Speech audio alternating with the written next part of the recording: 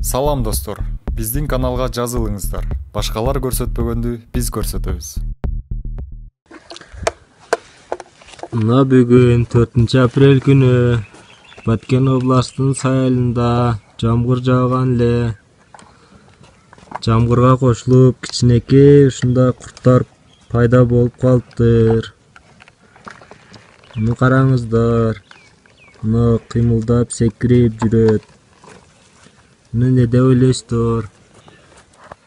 Комментарий калтырыңыздар. Мына видеода жакшы чыкпай калышы да мүмкүн. Мына ушулар. Могул жакта да бар. Мына караңыздар.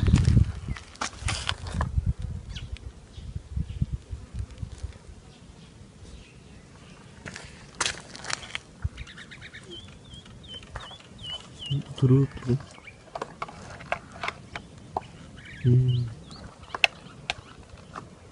Мына ушундай курттар.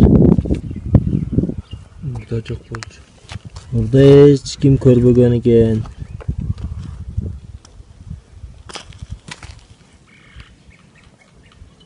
Азыр бул көлчөктөгүлөр ушинтип чыгып атат. Жерде да ан жүрөт. Мына жактарда деле бар.